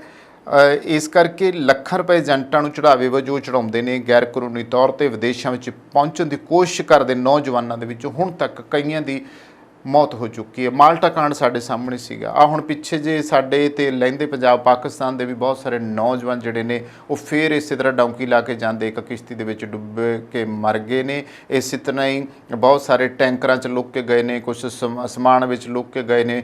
ਔਰ ਕਿਸੇ ਨਾ ਕਿਸੇ ਤਰੀਕੇ ਨਾਲ ਕਾਰਾਂ ਗੱਡੀਆਂ ਜਿਹੜੀਆਂ ਬਾਰਡਰ ਪਾਰ ਕਰਦੀਆਂ ਨੇ ਉਹਨਾਂ ਦੇ ਵਿੱਚ ਫਿੱਟ ਹੋ ਕੇ ਚਲੇ ਜਾਂਦੇ ਨੇ, ਪਰ ਮੌਤ ਦੇ ਮੂੰਹ 'ਚ ਜਿਹੜੇ ਚਲੇ ਜਾਂਦੇ ਨੇ। ਕਈ ਵਾਰੀ ਅਸੀਂ ਦੇਖਿਆ ਨਾ ਹਵਾਈ ਜਹਾਜ਼ਾਂ ਦੇ ਟਾਇਰਾਂ ਵਿੱਚ ਲੁੱਕ ਕੇ ਕਈ ਪੰਜਾਬੀ ਮੁੰਡੇ ਸਾਡੇ ਉੱਥੇ ਪਹੁੰਚੇ। ਇੱਕ ਦੋ ਸਕੇ ਭਰਾ ਗਏ ਸੀ, ਇੱਕ ਭਰਾ ਰਾਹ ਦੇ ਵਿੱਚ ਹੀ ਠੰਡ ਕਰਕੇ ਹੀ ਉਹ ਟਾਇਰਾਂ ਦੇ ਵਿੱਚੋਂ ਡਿੱਗ ਕੇ ਹੀ ਰਾਹ ਦੇ ਵਿੱਚ ਹੀ ਮਰ ਗਿਆ। ਉਦੋਂ ਪਤਾ ਹੀ ਨਹੀਂ ਲੱਗਿਆ ਲਾਸ਼ ਕਿੱਥੇ ਗਈ। ਦੂਜਾ ਭਰਾ ਪਹੁੰਚਿਆ ਉੱਥੇ, ਉਹਨੂੰ ਬਾਅਦ ਵਿੱਚ ਉਹਨਾਂ ਨੂੰ ਜਿਹੜੀ ਸ਼ਰਨ ਦੇਣੀ ਪਈ ਅਮਰੀਕਾ ਦੇ ਵਿੱਚ। ਤਾਂ ਸਵਾਲ ਇਹ ਹੈ ਕਿ ਇਸ ਗੈਰ ਕਾਨੂੰਨੀ ਪ੍ਰਵਾਸ 'ਤੇ ਕਾਬੂ ਨਹੀਂ ਪਾਇਆ ਜਾ ਸਕਦਾ। ਕੰਪਿਊਟਰ ਅਤੇ ਇੰਟਰਨੈੱਟ ਦੇ ਇਹਨਾਂ ਸਮਿਆਂ ਵਿੱਚ ਹਰ ਤਰ੍ਹਾਂ ਦੀ ਜਾਣਕਾਰੀ ਇਕੱਠੀ ਕਰਕੇ ਉਸ ਦਾ ਵਿਸ਼ਲੇਸ਼ਣ ਜੋ ਹੈ ਉਹ ਕੀਤਾ ਜਾ ਸਕਦਾ ਹੈ। ਏਜੰਟਾਂ ਤੇ ਸਲਾਹਕਾਰਾਂ ਬਾਰੇ ਜਾਣਕਾਰੀ ਦਿੱਤੀ ਹੈ ਜਿਨ੍ਹਾਂ ਦੀ ਚੈਕਿੰਗ ਕੀਤੀ ਜਾ ਰਹੀ ਹੈ। ਮੁੱਖ ਚੁਣੌਤੀ ਵਿਦੇਸ਼ ਵਿਭਾਗ ਨਾਲ ਰਾਬਤਾ ਕਾਇਮ ਕਰਕੇ ਪੰਜਾਬ ਦੇ ਲੋਕਾਂ ਦੇ ਪਾਸਪੋਰਟ ਬਣਾਉਣ ਬਾਰੇ ਜ਼ਿਲ੍ਹੇਵਾਰ ਵੇਰਵੇ ਇਕੱਠੇ ਕਰਨ ਤੇ ਉਸ ਤੋਂ ਬਾਅਦ ਹਰ ਮਹੀਨੇ ਵਿਦੇਸ਼ ਜਾਣ ਵਾਲਿਆਂ ਦੇ ਵੇਰਵੇ ਉਹਨਾਂ ਨਾਲ ਮਿਲਾਏ ਜਾਣ ਦੀ ਹੈ। ਇਸ ਸੰਬੰਧੀ ਏਜੰਟਾਂ ਤੋਂ ਵੀ ਜਾਣਕਾਰੀ ਇਕੱਠੀ ਕੀਤੀ ਜਾਣੀ ਚਾਹੀਦੀ ਹੈ। ਇਹਨਾਂ ਅੰਕੜਿਆਂ 'ਚੋਂ ਨੌਜਵਾਨਾਂ ਦੇ ਵਿਦੇਸ਼ ਜਾਣ ਬਾਰੇ ਜਾਣਕਾਰੀ ਮਿਲੇਗੀ ਅਤੇ ਇਹ ਵੀ ਪਤਾ ਚੱਲੇਗਾ ਕਿ ਕਿਹੜੇ ਨੌਜਵਾਨ ਸ਼ੱਕੀ ਹਾਲਾਤਾਂ ਵਿੱਚ ਵਿਦੇਸ਼ਾਂ ਨੂੰ ਗਏ ਆ। ਮਿਸਾਲ ਦੇ ਤੌਰ ਤੇ ਅਜਿਹੇ ਡੇਟਾ ਤੋਂ ਮਸਕਟ ਲਜਾਈਆਂ ਗਈਆਂ ਜਿਹੜੀਆਂ ਔਰਤਾਂ ਉਹਨਾਂ ਬਾਰੇ ਪਤਾ ਲੱਗਿਆ। ਅੱਛਾ, ਹੁਣ ਦੱਸ ਦਿੰਦੇ ਆ ਕਿ ਦੁਬਈ, ਕਤਰ, ਓਮਾਨ, ਮਸਕਟ, ਦੋਹਾ, ਇਹਨਾਂ ਸਾਰੇ ਮੁਲਕਾਂ 'ਚ ਜਿਹੜੇ ਅਰਬ ਅਮੀਰਾਤ ਦੇ ਮੁਲਕ ਆ, ਇਹਨਾਂ ਮੁਲਕਾਂ ਵਿੱਚ ਬਹੁਤ ਸਾਰੀਆਂ ਸਾਡੀਆਂ ਇੱਧਰੋਂ ਔਰਤਾਂ ਜਿਹੜੀਆਂ ਨੇ, ਜ਼ਰੂਰੀ ਨਹੀਂ ਕਿ ਪੜ੍ਹੀਆਂ ਲਿਖੀਆਂ ਕੁੜੀਆਂ ਹੀ ਗਈਆਂ ਨੇ, ਅੱਧ ਖੜ ਉਮਰ ਦੀਆਂ ਔਰਤਾਂ ਵੀ ਗਈਆਂ, ਇੱਥੇ ਬੱਚੇ ਛੱਡ ਕੇ ਗਈਆਂ ਨੇ। ਔਰ ਉੱਥੇ ਤਾਂ ਹੁਣ ਇੱਕ ਬੀਬੀ ਇਹਨਾਂ ਦਿਨਾਂ ਵਿੱਚ ਵਾਪਸ ਆਈ ਹੈ ਅਤੇ ਉਹ ਪਤਾ ਲੱਗਿਆ ਕਿ ਉਸ ਬੀਬੀ ਨੂੰ ਹਰ ਰਾਤ ਜਿਹੜਾ ਆ ਉਹ ਜਿਸਮ ਫਰੋਸ਼ੀ ਦੇ ਧੰਦੇ ਵਿੱਚ ਲਗਾਇਆ ਗਿਆ ਸੀਗਾ, ਪਰੋਸਿਆ ਜਾਂਦਾ ਸੀ ਔਰ ਉਹਦੇ ਪੈਸੇ ਉਹ ਏਜੰਟ ਵੱਟਦੇ ਸੀਗੇ। ਅਤੇ ਇੱਕ ਬੀਬੀ ਪਿੱਛੇ ਮੋਗੇ ਤੋਂ ਏਜੰਟ ਸੀਗੀ, ਉਸ ਬੀਬੀ ਨੇ ਵੀ ਆਪਦੀ ਗਵਾਂਢਣ ਬੀਬੀ ਜਿਹੜੀ ਕਿ 2-3 ਜਵਾਕਾਂ ਦੀ ਮਾਂ ਸੀ, ਉਹਨੂੰ ਵੀ ਇੱਦਾਂ ਦੁਬਈ ਭੇਜ ਦਿੱਤਾ। ਉਸ ਬੀਬੀ ਕੋਲ ਵੀ ਜਿਸਮ ਫਰੋਸ਼ੀ ਕਰਾਈ ਜਾਂਦੀ ਸੀ। ਇੱਦਾਂ ਦੀਆਂ ਜਿਹੜੀਆਂ ਹਾਲਾਤ ਉਹਨਾਂ ਔਰਤਾਂ ਨਾਲ ਪੈਦਾ ਹੁੰਦੇ ਨੇ। ਫਿਰ ਉਹ ਕਈ ਔਰਤਾਂ ਜਿਹੜੀਆਂ ਉਹਨਾਂ ਨੂੰ ਲਿਜਾਇਆ ਕਿਤੇ ਜਾਂਦਾ ਆ, ਪਹੁੰਚਾਇਆ ਕਿਤੇ ਜਾਂਦਾ ਹੈ, ਦੱਸਿਆ ਕਿਤੇ ਜਾਂਦਾ ਹੈ, ਚਲੀਆਂ ਉਹ ਕਿਤੇ ਜਾਂਦੀਆਂ, ਜਿਹੜੇ ਉਹਨਾਂ ਨੂੰ ਪਹੁੰਚਾਇਆ ਜਾਂਦਾ, ਜਿਹੜੇ ਇਹ ਦਲਾਲ ਜਿਹੜੇ ਏਜੰਟ ਕੰਮ ਕਰਦੇ ਨੇ ਉਹਨਾਂ ਨੂੰ ਫਿਰ ਉੱਧਰ ਗਲਤ ਰਾਹਾਂ 'ਤੇ ਪਾ ਦਿੰਦੇ ਨੇ। ਕੰਮ ਵੀ ਕਰਵਾਏ ਜਾਂਦੇ ਨੇ, ਦਿਨੇ ਕੰਮ ਕਰਵਾਏ ਜਾਂਦੇ ਘਰਾਂ ਦੇ ਵਿੱਚ, ਰਾਤਾਂ ਨੂੰ ਉਹਨਾਂ ਨੂੰ ਜਿਸਮ ਫਰੋਸ਼ੀ ਦੇ ਧੰਦੇ ਵੱਲ ਧੱਕ ਦਿੱਤਾ ਜਾਂਦਾ ਹੈ। ਅੱਕੀਆਂ ਥੱਕੀਆਂ ਵਿਚਾਰੀਆਂ ਕੁਛ ਕਰਨ ਜੋਗੀਆਂ ਨਹੀਂ, ਮੋਬਾਈਲ ਖੋਲ੍ਹੇ ਜਾਂਦੇ ਨੇ, ਰੋਟੀ ਦਿੱਤੀ ਨਹੀਂ ਜਾਂਦੀ ਪੂਰੀ। ਫਲਸਰੂਪ ਇੱਦਾਂ ਕਿਸੇ ਨਾ ਕਿਸੇ ਤਰੀਕੇ ਉਹ ਚੁੰਗਲ ਵਿੱਚੋਂ ਜਾਂ ਤਾਂ ਬਚ ਕੇ ਨਿਕਲ ਆਉਂਦੀਆਂ ਨੇ, ਜੇ ਨਹੀਂ ਨਿਕਲਦੀਆਂ ਤਾਂ ਫਿਰ ਉਹ ਜਿਹੜੀ ਤੰਗ ਦਸਤੀ ਦੇ ਵਿੱਚ ਜ਼ਿੰਦਗੀ ਜਿਉਂਦੀਆਂ ਨੇ, ਮਗਰ ਬੈਠੇ ਪਰਿਵਾਰ ਵਾਲੇ ਰੋਂਦੇ ਕਰਲਾਉਂਦੇ ਹੀ ਰਹਿ ਜਾਂਦੇ ਨੇ। ਇੱਕ ਪਾਸੇ ਨੌਜਵਾਨਾਂ ਵਿੱਚ ਪੜ੍ਹਾਈ ਲਈ ਕੈਨੇਡਾ, ਅਮਰੀਕਾ, ਇੰਗਲੈਂਡ, ਆਸਟ੍ਰੇਲੀਆ ਦੇ ਦੇਸ਼ਾਂ ਨੂੰ ਜਾਣ ਦਾ ਰੁਝਾਨ ਹੈ, ਜਿਨ੍ਹਾਂ ਵਿੱਚੋਂ ਵੱਡੀ ਗਿਣਤੀ ਵਿੱਚ ਵਿਦਿਆਰਥੀ ਕਾਨੂੰਨੀ ਤੌਰ 'ਤੇ ਇਹਨਾਂ ਦੇਸ਼ਾਂ ਦੇ ਵਿੱਚ ਜਾਂਦੇ ਨੇ। ਦੂਜੇ ਪਾਸੇ ਆਪਣੀ ਪੜ੍ਹਾਈ ਪੂਰੀ ਨਾ ਕਰ ਸਕਣ ਜਾਂ ਆਈਲੈਟਸ ਜਿਹੇ ਇਮਤਿਹਾਨ ਪਾਸ ਨਾ ਕਰ ਸਕਣ ਵਾਲੇ ਨੌਜਵਾਨਾਂ ਨੂੰ ਵਿਦੇਸ਼ ਜਾਣ ਦੀ ਇੱਛਾ ਰੱਖਦੇ ਨੇ। ਕਈ ਤਾਂ ਕਾਨੂੰਨੀ ਤੌਰ 'ਤੇ ਵਰਕ ਪਰਮਿਟ ਲੈ ਕੇ ਵਿਦੇਸ਼ਾਂ ਨੂੰ ਜਾਂਦੇ ਨੇ ਅਤੇ ਕਈ ਗੈਰ ਕਾਨੂੰਨੀ ਤਰੀਕਿਆਂ ਨਾਲ ਟੂਰਿਸਟ ਵੀਜ਼ਿਆਂ 'ਤੇ ਵੱਖ-ਵੱਖ ਦੇਸ਼ਾਂ ਦੇ ਵਿੱਚ ਪਹੁੰਚਾਏ ਜਾਂਦੇ ਨੇ, ਜਿੱਥੇ ਉਹਨਾਂ ਨੂੰ ਹੋਰ ਦੇਸ਼ਾਂ ਵਿੱਚ ਲੈ ਕੇ ਜਾਣ ਦੇ ਉਪਰਾਲੇ ਕੀਤੇ ਜਾਂਦੇ ਹਨ। ਕਈ ਉਪਰਾਲੇ ਸਫਲ ਹੋ ਜਾਂਦੇ ਨੇ, ਜਦੋਂ ਕਿ ਕਈਆਂ ਨੂੰ ਜ਼ਬਰ ਦਾ ਸ਼ਿਕਾਰ ਬਣਾਇਆ ਜਾਂਦਾ, ਜਿਵੇਂ ਕਿ ਮੈਂ ਜ਼ਿਕਰ ਕੀਤਾ ਆ। ਸਫਲ ਹੋਣ ਵਾਲੇ ਨੌਜਵਾਨਾਂ ਨੂੰ ਵੀ ਸਾਲਾਂ ਦੇ ਸਾਲ ਗੈਰ ਕਾਨੂੰਨੀ ਤੌਰ 'ਤੇ ਵਿਦੇਸ਼ਾਂ ਵਿੱਚ ਲੁਕ ਕੇ ਰਹਿਣਾ ਅਤੇ ਘੱਟ ਉਜਰਤ ਦੇ ਉੱਤੇ ਕੰਮ ਕਰਨਾ ਪੈਂਦਾ ਆ। ਇੱਕ ਖਬਰ ਮੈਂ ਸਾਂਝੀਆਂ ਕਰਨੀਆਂ ਚਾਹੂੰਗਾ, ਜਿਹੜੀਆਂ ਮੀਡੀਆ ਵਿੱਚ ਛਾਇਆ ਹੋਈਆਂ ਸੀਗੀਆਂ।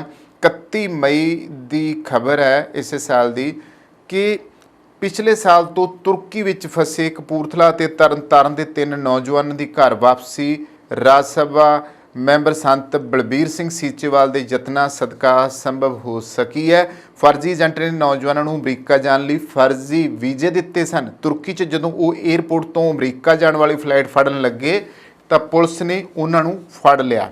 ਜਾਣਕਾਰੀ ਅਨੁਸਾਰ ਕਪੂਰਥਲਾ ਦੇ ਪਿੰਡ ਭਵਾਨੀਪੁਰ ਦਾ ਰਹਿਣ ਵਾਲਾ ਨਵਜੋਤ ਸਿੰਘ ਤੇ ਪਿੰਡ ਟਿੱਬਾ ਦਾ ਰਹਿਣ ਵਾਲਾ ਅਮਰਤਪਾਲ ਸਿੰਘ, ਪਿੰਡ ਸਰਾਲੀ ਤਰਨਤਾਰਨ ਦਾ ਰਹਿਣ ਵਾਲਾ ਹੈਪੀ ਸਿੰਘ ਅਮਰੀਕਾ ਅਤੇ ਇਟਲੀ ਲਈ ਰਵਾਨਾ ਹੋਏ ਸਨ। ਇਹਨਾਂ ਨੌਜਵਾਨਾਂ 'ਚੋਂ ਇੱਕ ਇਟਲੀ ਅਤੇ 2 ਅਮਰੀਕਾ ਜਾਣ ਦਾ ਸੁਪਨਾ ਲੈ ਕੇ ਘਰੋਂ ਨਿਕਲੇ ਸਨ, ਪਰ ਫਰਜ਼ੀ ਏਜੰਟਾਂ ਦੇ ਹੱਥੋਂ ਆਪਣੀ ਜਾਨ ਖਤਰੇ 'ਚ ਪਾ ਕੇ ਵਿਦੇਸ਼ੀ ਚੁੰਗਲ ਦੇ ਵਿੱਚ ਫਸ ਗਏ। ਚਲੋ ਠੀਕ ਹੈ, ਘਰ ਪਹੁੰਚ ਗਿਆ, ਪਰ ਕਿੰਨੀ ਮੁਸੀਬਤ ਉਹਨਾਂ ਨੂੰ ਝੱਲਣੀ ਪਈ ਆ। ਪੈਸਾ ਬਰਬਾਦ ਗਿਆ, ਮਗਰ ਘਰਦਿਆਂ ਦੀ ਵੱਖਰੀ ਮੁਸੀਬਤ, ਸਰਕਾਰਾਂ ਨੂੰ ਇੰਨੀ ਆਪ ਮੁਸ਼ੱਕਤ ਕਰਨੀ ਪਈ। ਇਸੇ ਤਰ੍ਹਾਂ ਪੁਰਾਣੀ ਖਬਰ ਇੱਕ ਮੈਂ 2-3 ਸਾਲ ਪੁਰਾਣੀ ਵੀ ਤੁਹਾਨੂੰ ਦੱਸਦਾ। ਉਦੋਂ ਵੀ ਹਰ ਸਾਲ ਹੀ ਵੈਸੇ ਤਾਂ ਬਹੁਤ ਸਾਰੀਆਂ ਖਬਰਾਂ ਆਉਂਦੀਆਂ, ਕਈ ਵਾਰੀ ਕੋਈ ਖਬਰ ਇੱਦਾਂ ਦੀ ਖਾਸ ਹੁੰਦੀ। ਉਦੋਂ ਕੀ ਹੋਇਆ ਸੀਗਾ ਕਿ ਧੋਖੇਬਾਜ਼ ਟਰੈਵਲ ਏਜੰਟਾਂ ਦੇ ਧੱਕੇ ਚੜ੍ਹ ਕੇ ਅਮਰੀਕਾ ਜਾਣ ਲਈ ਨਿਕਲੇ ਕੁਝ ਪੰਜਾਬੀ ਨੌਜਵਾਨਾਂ ਨਾਲ ਕਿਸੇ ਅਣਹੋਣੀ ਦੀ ਖਬਰ ਨੇ ਪੀੜਤ ਪਰਿਵਾਰਾਂ ਨੂੰ ਹਿਲਾ ਕੇ ਰੱਖ ਦਿੱਤਾ। ਦੁਆਬੇ ਦੇ ਤਕਰੀਬਨ 20 ਨੌਜਵਾਨ ਸੀਗੇ। ਦੁਆਬੇ ਦੇ ਇਹ ਜਿਹੜੇ 20 ਨੌਜਵਾਨ ਸੀ, ਅਮਰੀਕਾ ਦੇ ਮਿਆਮੀ ਲਾਗੇ ਸਮੁੰਦਰ ਵਿੱਚ ਰੁੜਨ ਦਾ ਖਦਸ਼ਾ ਜ਼ਾਹਿਰ ਕੀਤਾ ਜਾ ਰਿਹਾ ਸੀ। 3 ਅਗਸਤ 2017 ਨੂੰ ਅਮਰੀਕਾ ਦੇ ਨੇੜੇ ਬਹਾਮਸ ਟਾਪੂ ਤੋਂ ਇਹਨਾਂ ਨੌਜਵਾਨਾਂ ਦੀ ਆਪਣੇ ਮਾਪਿਆਂ ਨਾਲ ਆਖਰੀ ਵਾਰੀ ਗੱਲ ਫੋਨ ਦੇ ਉੱਪਰ ਹੋਈ ਸੀ। ਪਤਾ ਲੱਗਾ ਕਿ ਅਮਰੀਕਾ ਭੇਜਣ ਲਈ ਮਨੁੱਖੀ ਤਸਕਰੀ ਵਿੱਚ ਲੱਗੇ ਏਜੰਟਾਂ ਵੱਲੋਂ ਬਹਾਮਸ ਟਾਪੂ ਸਮੁੰਦਰ ਰਾਹੀਂ ਗੈਰ ਕਾਨੂੰਨੀ ਢੰਗ ਦੇ ਨਾਲ ਨੌਜਵਾਨ ਅਮਰੀਕਾ ਭੇਜਣ ਲਈ ਲਾਂਘੇ ਵਜੋਂ ਵਰਤਿਆ ਜਾ ਰਿਹਾ ਹੈ। ਬਹਾਮਸ ਟਾਪੂ ਲਈ ਵੀਜ਼ੇ ਦੀ ਕੋਈ ਲੋੜ ਨਹੀਂ ਹੁੰਦੀ, ਪਰ ਭਾਰਤ ਵਿੱਚੋਂ ਬਹਾਮਸ ਟਾਪੂ ਜਾਣ ਲਈ ਸਿੱਧਾ ਇਮੀਗ੍ਰੇਸ਼ਨ ਅਧਿਕਾਰੀ ਹਵਾਈ ਜਹਾਜ਼ ਚੜ੍ਹਨ ਦੀ ਇਜਾਜ਼ਤ ਨਹੀਂ ਦਿੰਦੇਗੇ। ਏਜੰਟ ਪਹਿਲਾਂ ਭਾਰਤ ਤੋਂ ਅਜਿਹੇ ਨੌਜਵਾਨਾਂ ਨੂੰ ਦੁਬਈ ਲੈ ਜਾਂਦੇ ਨੇ, ਅਜਿਹੇ ਕਿਸੇ ਹੋਰ ਦੇਸ਼ ਵਿੱਚ ਚਲ ਜਾਂਦੇ ਨੇ ਜਿੱਥੋਂ ਦਾ ਵੀਜ਼ਾ ਸੁਖਾਲਾ ਹੋ ਜਾਂਦਾ। ਫਿਰ ਉੱਥੋਂ ਐਂ ਹੁੰਦਾ, ਫਿਰ ਉੱਥੋਂ ਬਹਾਮਸ ਟਾਪੂ ਲੈ ਜਾਂਦੇ ਨੇ। ਗਾਂ ਇਸ ਟਾਪੂ ਦੇ ਸਮੁੰਦਰੀ ਰਸਤੇ ਅਮਰੀਕਾ ਦੇ ਮਿਆਮੀ ਲਾਗਲੇ ਖੇਤਰ ਵਿੱਚ ਗੈਰ ਕਾਨੂੰਨੀ ਢੰਗ ਦੇ ਨਾਲ ਦਾਖਲ ਕੀਤਾ ਜਾਂਦਾ। ਇਹ ਇਸੇ ਨੂੰ ਡੌਂਕੀ ਕਿਹਾ ਜਾਂਦਾ ਹੈ। ਬਹਾਮਸ ਤੋਂ ਮਿਆਮੀ ਵਿਚਕਾਰ ਦੂਰੀ ਜਿਹੜੀ ਹੈ ਤਕਰੀਬਨ 293 ਕਿਲੋਮੀਟਰ ਹੈ ਤੇ ਪ੍ਰਵਾਸ ਦਾ ਵਰਤਾਰਾ ਇੰਨੇ ਵੱਡੇ ਪੱਧਰ ਤੇ ਵਾਪਰ ਰਿਹਾ ਨਾ ਕਿ ਕਿਸੇ ਸਿਆਸੀ ਆਗੂ, ਚਿੰਤਕ, ਵਿਦਵਾਨ ਜਾਂ ਸਮਾਜਿਕ ਕਾਰਕੁਨ ਦੇ ਕੋਲ ਇਹ ਸਵਾਲ ਪੁੱਛਣ ਦਾ ਨੈਤਿਕ ਸਾਹਸ ਹੀ ਨਹੀਂ ਹੈ ਕਿ ਪੰਜਾਬੀਆਂ ਨੂੰ ਪੰਜਾਬ ਵਿੱਚ ਆਪਣਾ ਭਵਿੱਖ ਦਿਖਾਈ ਕਿਉਂ ਨਹੀਂ ਦਿੰਦਾਗਾ। ਸਰਕਾਰ ਬੜੇ ਦਾਅਵੇ ਕਰਦੀ ਹੈ। ਬੇਰੁਜ਼ਗਾਰੀ ਤੇ ਨਸ਼ਿਆਂ ਦਾ ਫੈਲਾਅ ਇਸ ਦੇ ਮੁੱਖ ਕਾਰਨ ਨੇ। ਹਾਲ ਦੀ ਘੜੀ 'ਚ ਸੂਬਾ ਸਰਕਾਰ ਸਾਹਮਣੇ ਚੁਣੌਤੀ ਇਹੀ ਹੈ ਕਿ ਗੈਰ ਕਾਨੂੰਨੀ ਤੌਰ ਤੇ ਵਿਦੇਸ਼ਾਂ ਵਿੱਚ ਭੇਜਣ ਦਾ ਝਾਂਸਾ ਦੇਣ ਵਾਲੇ ਏਜੰਟਾਂ ਨੂੰ ਕਾਬੂ ਕੀਤਾ ਜਾਵੇ। ਇਹ ਕੰਮ ਮੁਸ਼ਕਿਲ ਤਾਂ ਹੈ ਪਰ ਨਾਮੁਮਕਿਨ ਨਹੀਂ।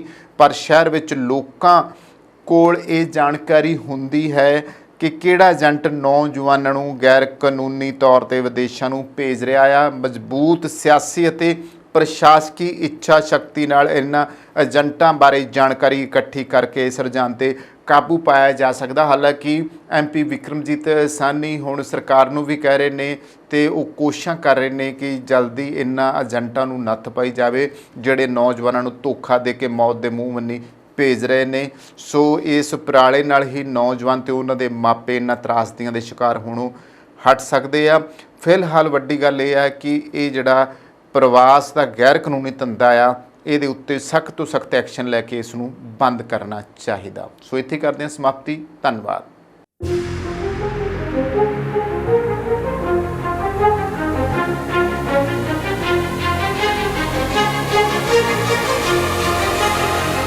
ਗੱਡੀਆਂ ਉੱਚੀਆਂ ਰੱਖੀਆਂ ਭਾਈ, ਗੱਡੀਆਂ ਉੱਚੀਆਂ ਰੱਖ ਭਾਵੇਂ ਨੀਵੀਆਂ, ਪਰ ਟਾਇਰਾਂ ਦਾ ਖਿਆਲ ਸਭ ਤੋਂ ਵੱਧ ਰੱਖ। ਓਏ ਇਸ ਪੱਖੋਂ ਆਪਾਂ ਨੂੰ ਕੋਈ ਟੈਨਸ਼ਨ ਨਹੀਂ। ਕਿਉਂ? ਕਿਉਂਕਿ ਇਹਦੀ ਜ਼ਿੰਮੇਵਾਰੀ ਆਪਾਂ ਦਿੱਤੀ ਹੋਈ ਏ ਮਾਲਵਾ ਟਾਇਰਸ ਵਾਲਿਆਂ ਨੂੰ।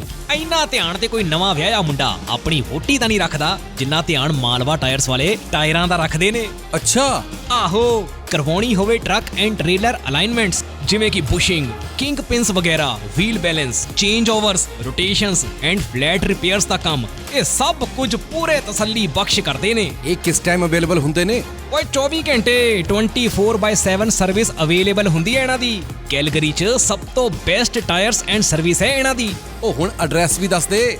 Malwa tyres, unit J&K 8616, 44 street, south east Calgary, Alberta. Phone number note ਕਰ 403 899 1985 403 899 1985।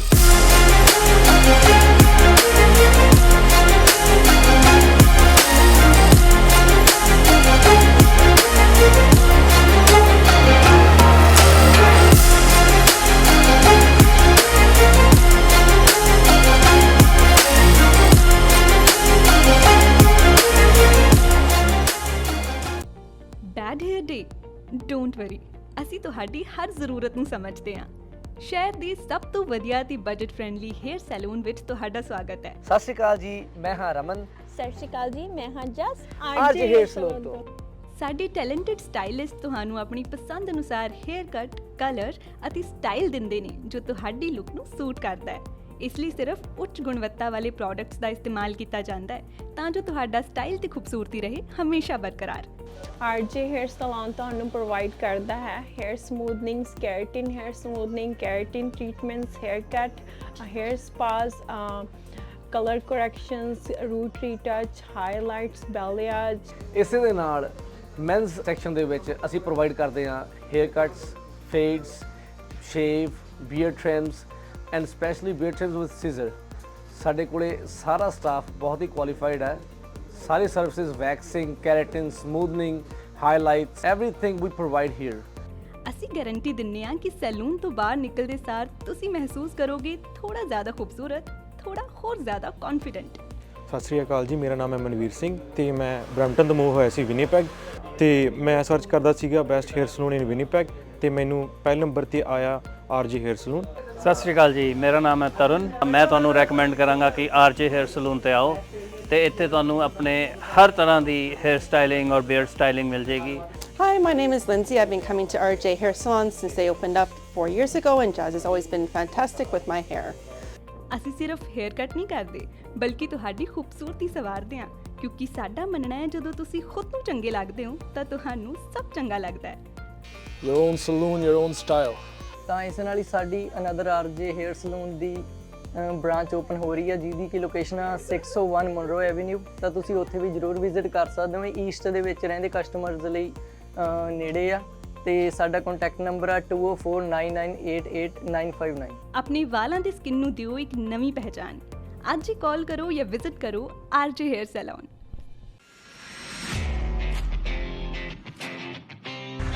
ਹੋ ਕਿੱਦਾਂ ਓਏ ਆਪਣੀ ਅਲਾਈਨਮੈਂਟ ਚੈੱਕ ਕਰਾ ਮੈਂ ਤੇ ਸਿੱਧਾ। ਉਹ ਯਾਰ ਆਪਣੀ ਤੇ ਨਹੀਂ ਪਰ ਆਪਣੇ ਟਰੱਕ ਦੀ ਅਲਾਈਨਮੈਂਟ ਕਰਾਣੀ ਹੈ ਤੇ ਆਪਣੇ ਦੂਜੇ ਟਰੱਕ ਦੇ ਨਵੇਂ ਟਾਇਰ ਵੀ ਪਵਾਉਣੇ ਨੇ। ਫੇਰ ਤੇ ਤੂੰ ਬਸ ਇੱਕੋ ਜਗ੍ਹਾ ਜਾ, boost truck and trailer repair limited.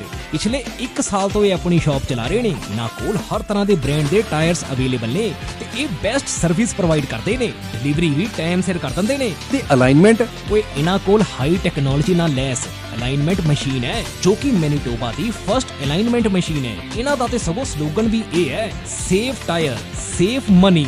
Time ਤਾਂ ਨਹੀਂ ਜ਼ਿਆਦਾ ਲਾਉਂਦੇ? ਓ ਭਾਈ 24 ਘੰਟੇ 7 ਦਿਨ ਡਰਾਈਵ ਥਰੂ ਸਰਵਿਸ ਅਵੇਲੇਬਲ ਹੈ। ਬਸ 45 ਮਿੰਟ 'ਚ ਤੁਹਾਡਾ ਕੰਮ ਡਨ। ਐਂਡ ਸਭ ਤੋਂ ਖਾਸ ਗੱਲ ਨੈਸ਼ਨਲ ਅਕਾਊਂਟ ਹੋਲਡਰਸ ਵੀ ਪ੍ਰੋਵਾਈਡ ਕਰਦੇ ਨੇ। ਇਹ ਐਨੂਅਲ ਸੇਫਟੀ ਕਰਕੇ ਦਿੰਦੇ ਨੇ, ਯਾਨੀ ਕਿ ਟਰੱਕ ਨਾਲ ਰਿਲੇਟ ਹਰ ਨਿੱਕਾ ਵੱਡਾ ਕੰਮ ਓਕੇ ਰਿਪੋਰਟ ਕਰਕੇ ਦਿੰਦੇ ਨੇ। ਸਤਿ ਸ਼੍ਰੀ ਅਕਾਲ ਜੀ, ਮੈਂ Balkaran Singh, boost truck and trailer repair shop Winnipeg ਤੋਂ। ਅਸੀਂ ਤੁਹਾਡੇ ਲਈ ਲੈ ਕੇ ਆਏ ਹਾਂ ਜੀ ਵਨ ਰੂਫ ਦੇ ਥੱਲੇ ਹੀ multiple service like mechanical work, alignment, wheel balance, tyre service. ਤਾਂ ਅਸੀਂ ਹੁਣ ਤੁਹਾਡੇ ਲਈ ਇੱਕ ਛੱਤ ਦੇ ਥੱਲੇ ਹੀ ਇਹ ਸਾਰੀਆਂ ਸਰਵਿਸ ਪ੍ਰੋਵਾਈਡ ਕਰਵਾਵਾਂਗੇ। ਤੁਹਾਡਾ ਵਿਸ਼ਵਾਸ ਸਾਡੀ ਤਾਕਤ।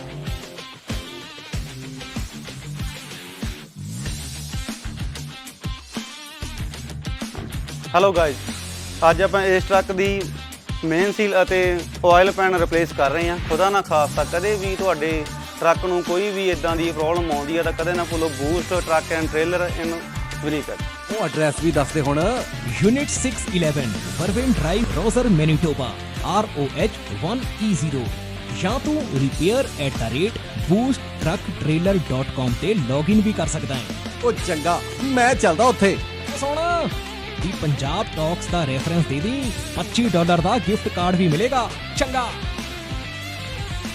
ਤੁਹਾਡੀਆਂ ਗੱਡੀਆਂ ਲਈ ਕਿਸੇ ਵੀ ਤਰ੍ਹਾਂ ਦੀ ਮੁਰੰਮਤ ਜਾਂ 4 ਵੀਲਰ ਹੈਲਪਲਾਈਨ ਜੇਕਰ ਤੁਸੀਂ ਭਾਲ ਰਹੇ ਹੋ ਤਾਂ ਸੰਪਰਕ ਕਰੋ ਤੁਹਾਡੇ ਆਪਣੇ ਸ਼ਹਿਰ ਵਿਨੀਪੈਗ 'ਚ ਟਾਊਨ ਆਟੋ ਬਾਡੀ ਵਿਖੇ। ਸਤਿ ਸ਼੍ਰੀ ਅਕਾਲ ਜੀ, ਮੇਰਾ ਨਾਮ ਹੈਗਾ Shamsher Singh, town auto body ਤੋਂ। ਰੱਬ ਨਾ ਕਰੇ ਤੁਹਾਡੀ ਗੱਡੀ ਨੂੰ ਕੁਝ ਹੋ ਜਾਂਦਾ ਵਾ ਤੇ ਤੁਸੀਂ ਸਿੱਧਾ ਟਾਊਨ ਆਟੋ ਬਾਡੀ ਤੇ ਆਓ। ਅਸੀਂ ਇੱਥੇ ਇਹ ਸਾਡੀ ਜਿਹੜੀ ਸ਼ਾਪ ਹੈਗੀ ਡਾਇਰੈਕਟ ਰਿਪੇਅਰ ਸ਼ਾਪ ਹੈਗੀ ਆ। ਅਸੀਂ ਆਪਣੇ ਆਪ ਹੀ ਐਮਪੀਏ ਨੂੰ ਕਾਲ ਕਰਕੇ ਤੁਹਾਡੀ ਗੱਡੀ ਦਾ ਕਲੇਮ ਖੋਲ ਦਿੰਦੇ ਹਾਂ ਤੇ ਤੁਹਾਡੀ ਗੱਡੀ ਦਾ ਐਸਟੀਮੇਟ ਬਣਾ ਕੇ ਐਮਪੀਏ ਨੂੰ ਭੇਜ ਦਿੰਦੇ ਹਾਂ।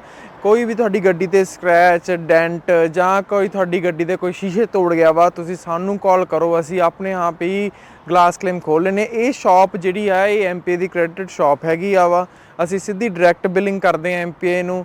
ਇੱਥੇ ਅਸੀਂ ਆਪ ਹੀ ਗਲਾਸ ਕਲੇਮ ਵੀ ਖੋਲ੍ਹਦੇ ਹਾਂ। ਤੁਹਾਨੂੰ ਗਲਾਸ ਕਲੇਮ ਖੋਲ੍ਹਣ ਦੀ ਫੋਨ ਦੀ ਲੋੜ ਨਹੀਂ ਹੈਗੀ, ਅਸੀਂ ਆਪਣੇ ਆਪ ਇੱਥੇ ਗਲਾਸ ਕਲੇਮ ਖੋਲ੍ਹਦੇ। ਜਦੋਂ ਤੱਕ ਤੁਹਾਡੀ ਗੱਡੀ ਇੱਥੇ ਸ਼ਾਪ 'ਤੇ ਰਹੂਗੀ ਉਦੋਂ ਤੱਕ ਅਸੀਂ ਕਾਰ ਰੈਂਟਲ ਵੀ ਦੇਵਾਂਗੇ। ਵੈਨ ਆ, ਟਰੱਕ, SUV, ਕੋਈ ਵੀ ਤੁਹਾਨੂੰ ਕਾਰ ਰੈਂਟਲ ਵੀ ਚਾਹੀਦੀ ਹੋਈ ਅਸੀਂ ਕਾਰ ਰੈਂਟਲ ਵੀ ਤੁਹਾਨੂੰ ਦੇਵਾਂਗੇ। ਆਪਣੀ ਸ਼ਾਪ ਲੋਕੇਸ਼ਨ ਹੈਗੀ ਆ 64 ਸਾਲਟਰ ਸਟਰੀਟ ਵਿਨੀਪੈਗ ਦੇ ਵਿੱਚ। ਜਿਵੇਂ ਤੁਹਾਨੂੰ ਪਤਾ ਹੀ ਹੈ ਸਨੋ ਆ ਰਹੀ ਹੈ ਵਿਨੀਪੈਗ ਦੇ ਵਿੱਚ, ਉਵੇਂ ਤੁਹਾਡੇ ਲਈ ਅਸੀਂ ਵਿੰਟਰ ਟਾਇਰ ਪ੍ਰੋਗਰਾਮ ਲੈ ਕੇ ਆਏ। ਐਮਪੀਏ ਦਾ ਵਿੰਟਰ ਟਾਇਰ ਪ੍ਰੋਗਰਾਮ ਆ, ਉਹਦੇ ਵਿੱਚ $2000 ਤੱਕ ਤੁਹਾਨੂੰ ਐਮਪੀਏ ਹੀ ਲੋਨ ਦਿੰਦੀ ਆ। ਵਿੰਟਰ ਟਾਇਰ ਪ੍ਰੋਗਰਾਮ ਵਿੱਚ ਅਲੋਏ ਵੀਲਸ, ਟਾਇਰ, ਅਲਾਈਨਮੈਂਟ ਤੁਸੀਂ ਕਰਵਾ ਸਕਦੇ ਹੋ। ਕੋਈ ਵੀ ਤੁਹਾਨੂੰ ਜਾਣਕਾਰੀ ਦੀ ਲੋੜ ਆ ਤੁਸੀਂ ਸਾਨੂੰ ਜਦੋਂ ਮਰਜ਼ੀ ਫੋਨ ਕਰ ਲਓ 2044211300 ਤੇ, ਜਾਂ ਤੁਸੀਂ ਸਾਡੀ ਵੈਬਸਾਈਟ ਤੇ ਜਾ ਲਓ www.townautobody.ca। ਉਹਦੇ ਵਿੱਚ ਤੁਸੀਂ 24/7 ਲਾਈਵ ਚੈਟ ਤੁਸੀਂ ਏਜੰਟ ਦੇ ਨਾਲ ਕਰ ਸਕਦੇ ਹੋ। Thank you. ਹਾਂਜੀ, ਸਤਿ ਸ੍ਰੀ ਅਕਾਲ ਜੀ। ਮੇਰੀ ਗੱਡੀ ਦਾ ਇੱਥੇ ਇੱਕ ਡੈਂਟ ਜਿਹਾ ਪੈ ਗਿਆ ਸੀਗਾ। ਉਸ ਤੋਂ ਬਾਅਦ ਮੈਂ ਇਹਨਾਂ ਕੋਲ ਟਾਊਨ ਆਟੋ ਬਾਡੀ ਵਾਲਿਆਂ ਕੋਲ ਆਇਆ ਤੇ MPI ਤੋਂ ਕਲੇਮ ਲੈਣ ਤੋਂ ਬਾਅਦ ਇਹਨਾਂ ਕੋਲ ਗੱਡੀ ਆਪਾਂ ਨੇ ਰੱਖ ਦਿੱਤੀ ਤੇ ਥੋੜੀ ਦਿਨਾਂ ਦੇ ਵਿੱਚ ਇਹਨਾਂ ਨੇ ਗੱਡੀ ਮੇਰੀ ਪੂਰੀ ਚੰਗੀ ਤਰ੍ਹਾਂ ਮੁਕੰਮਲ ਕਰਕੇ ਸਹੀ ਕਰਕੇ ਦੇ ਦਿੱਤੀ ਹੈ ਤੇ ਨਾਲ ਦੀ ਨਾਲ ਇਹਨਾਂ ਨੇ ਗੱਡੀ ਦੀ ਮੇਰੀ ਦੀ ਡਿਟੇਲਿੰਗ ਵੀ ਕਰਤੀ, ਧੋਤੀ ਤੇ ਗੱਡੀ ਪੂਰੀ ਲਿਸ਼ਕਾਤੀ ਤੇ ਬਹੁਤ ਵਧੀਆ ਜਿਹੜੀ ਆ ਕਸਟਮਰ ਸਰਵਿਸ ਵੀ ਦਿੰਦੇ ਨੇ। ਤੇ ਜੇਕਰ ਤੁਹਾਨੂੰ ਉਸ ਟਾਈਮ ਤੇ ਜੇਕਰ ਤੁਹਾਡੀ ਗੱਡੀ ਖਰਾਬ ਹੋਈ ਹੈ ਤੇ ਕੋਈ ਰੈਂਟਲ ਗੱਡੀ ਤੁਸੀਂ ਚਲਾਉਣ ਨੂੰ ਲੈਣੀ ਹੈ ਤੇ ਉਹ ਵੀ ਜਿਹੜੀ ਹੈ ਤੁਹਾਨੂੰ ਪ੍ਰੋਵਾਈਡ ਕਰ ਦਿੰਦੇ ਨੇ। ਮੈਂ ਤੁਹਾਨੂੰ ਹਾਈਲੀ ਰਿਕਮੈਂਡ ਕਰਾਂਗਾ ਵਿਨੀਪੈਗ ਏਰੀਆ ਦੇ ਵਿੱਚ ਜਾਂ ਤੁਸੀਂ ਕਿਸੇ ਹੋਰ ਲਾਗ ਪਾਸ ਦੇ ਏਰੀਆ ਦੇ ਵਿੱਚ ਤੁਹਾਡੀ ਗੱਡੀ ਆ ਖਰਾਬ ਹੁੰਦੀ ਹੈ, ਤੁਸੀਂ ਇਹਨਾਂ ਕੋਲ ਪਹੁੰਚੋ ਤੇ ਬਹੁਤ ਹੀ ਵਧੀਆ ਸਰਵਿਸ ਤੇ ਜਲਦੀ ਜਿਹੜੀ ਤੁਹਾਨੂੰ ਆ ਤੁਹਾਡੀ ਗੱਡੀ ਚਲਦੀ ਕਰਕੇ ਦੇ ਦਿੰਦੇ ਨੇ। Thank you ji. ਸਰਵਿਸ ਦਾ ਲਾਭ ਉਠਾਉਣ ਲਈ ਹੁਣੇ ਕੰਟੈਕਟ ਕਰੋ town auto body 64 Salter street Winnipeg MB Canada Manitoba. ਸਾਡਾ ਕੰਟੈਕਟ ਨੰਬਰ ਹੈ +1204 421 1300।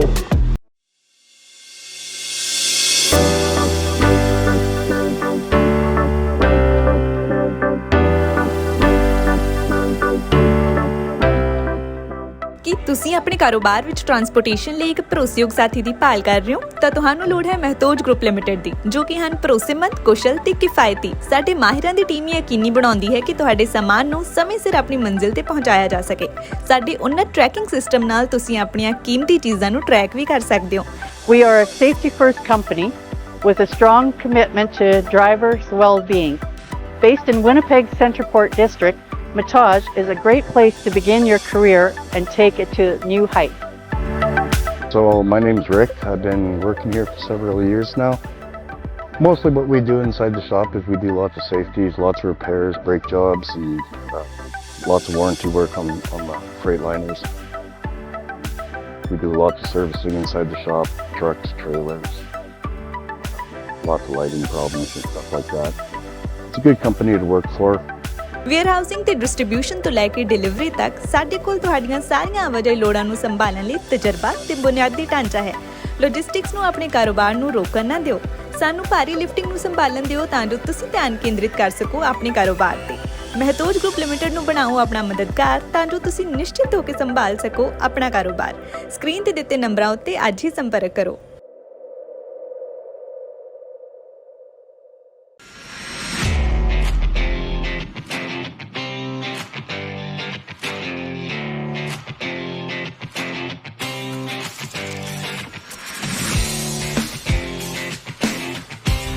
ਹੋ ਕਿੱਦਾਂ ਓਏ ਆਪਣੀ ਅਲਾਈਨਮੈਂਟ ਚੈੱਕ ਕਰਾਂ ਮੈਂ ਤੇ ਸਿੱਧਾ। ਉਹ ਯਾਰ ਆਪਣੀ ਤੇ ਨਹੀਂ ਪਰ ਆਪਣੇ ਟਰੱਕ ਦੀ ਅਲਾਈਨਮੈਂਟ ਕਰਾਣੀ ਹੈ ਤੇ ਆਪਣੇ ਦੂਜੇ ਟਰੱਕ ਦੇ ਨਵੇਂ ਟਾਇਰ ਵੀ ਪਵਾਉਣੇ ਨੇ। ਫੇਰ ਤੇ ਤੂੰ ਬਸ ਇੱਕੋ ਜਗ੍ਹਾ ਜਾ, boost truck and trailer repair limited. ਪਿਛਲੇ 1 ਸਾਲ ਤੋਂ ਇਹ ਆਪਣੀ ਸ਼ਾਪ ਚਲਾ ਰਹੇ ਨੇ। ਇਹਨਾਂ ਕੋਲ ਹਰ ਤਰ੍ਹਾਂ ਦੇ ਬ੍ਰਾਂਡ ਦੇ ਟਾਇਰਸ ਅਵੇਲੇਬਲ ਨੇ ਤੇ ਇਹ ਬੈਸਟ ਸਰਵਿਸ ਪ੍ਰੋਵਾਈਡ ਕਰਦੇ ਨੇ। ਡਿਲੀਵਰੀ ਵੀ ਟਾਈਮ ਸਿਰ ਕਰ ਦਿੰਦੇ ਨੇ ਤੇ ਅਲਾਈਨਮੈਂਟ ਓਏ ਇਹਨਾਂ ਕੋਲ ਹਾਈ ਟੈਕਨੋਲੋਜੀ ਨਾਲ ਲੈਸ ਅਲਾਈਨਮੈਂਟ ਮਸ਼ੀਨ ਹੈ ਜੋ ਕਿ ਮੈਨੀਟੋਬਾ ਦੀ ਫਰਸਟ ਅਲਾਈਨਮੈਂਟ ਮਸ਼ੀਨ ਹੈ। ਇਹਨਾਂ ਦਾ ਤੇ ਸਗੋਂ ਸਲੋਗਨ ਵੀ ਇਹ ਹੈ, save tyre save money. Time ਤਾਂ ਨਹੀਂ ਜ਼ਿਆਦਾ ਲਾਉਂਦੇ? ਓ ਬਾਈ 24 ਘੰਟੇ 7 ਦਿਨ ਡਰਾਈਵ ਥਰੂ ਸਰਵਿਸ ਅਵੇਲੇਬਲ ਹੈ। ਬਸ 45 ਮਿੰਟ 'ਚ ਤੁਹਾਡਾ ਕੰਮ ਡਨ। ਐਂਡ ਸਭ ਤੋਂ ਖਾਸ ਗੱਲ, ਨੈਸ਼ਨਲ ਅਕਾਊਂਟ ਹੋਲਡਰਸ ਵੀ ਪ੍ਰੋਵਾਈਡ ਕਰਦੇ ਨੇ। ਇਹ ਐਨੂਅਲ ਸੇਫਟੀ ਕਰਕੇ ਦਿੰਦੇ ਨੇ, ਯਾਨੀ ਕਿ ਟਰੱਕ ਨਾਲ ਰਿਲੇਟ ਹਰ ਨਿੱਕਾ ਵੱਡਾ ਕੰਮ ਓਕੇ ਰਿਪੋਰਟ ਕਰਕੇ ਦਿੰਦੇ ਨੇ। ਸਤਿ ਸ਼੍ਰੀ ਅਕਾਲ ਜੀ, ਮੈਂ Balkaran Singh, boost truck and trailer repair shop Winnipeg ਤੋਂ। ਅਸੀਂ ਤੁਹਾਡੇ ਲਈ ਲੈ ਕੇ ਆਏ ਹਾਂ ਜੀ ਵਨ ਰੂਫ ਦੇ ਥੱਲੇ ਹੀ multiple service like mechanical work, alignment, wheel balance, tyre service. ਤਾਂ ਅਸੀਂ ਹੁਣ ਤੁਹਾਡੇ ਲਈ ਇੱਕ ਛੱਤ ਦੇ ਥੱਲੇ ਹੀ ਇਹ ਸਾਰੀਆਂ ਸਰਵਿਸ ਪ੍ਰੋਵਾਈਡ ਕਰਵਾਵਾਂਗੇ। ਤੁਹਾਡਾ ਵਿਸ਼ਵਾਸ ਸਾਡੀ ਤਾਕਤ।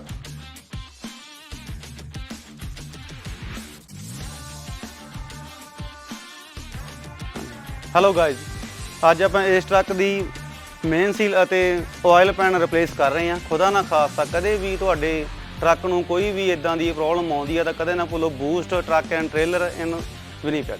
ਉਹ ਐਡਰੈਸ ਵੀ ਦੱਸ ਦੇ ਹੁਣ। Unit 611 Vervain drive, Rosser, Manitoba, ROH 1E0 ਜਾਂ ਤੂੰ repair@boosttrucktrailer.com ਤੇ ਲੌਗਇਨ ਵੀ ਕਰ ਸਕਦਾ ਹੈ। ਉਹ ਚੰਗਾ, ਮੈਂ ਚੱਲਦਾ ਉੱਥੇ। ਉਹ ਸੁਣ, ਦੀ ਪੰਜਾਬ ਟਾਕਸ ਦਾ ਰੈਫਰੈਂਸ ਦੇ ਦੀ, $25 ਦਾ ਗਿਫਟ ਕਾਰਡ ਵੀ ਮਿਲੇਗਾ। ਚੰਗਾ।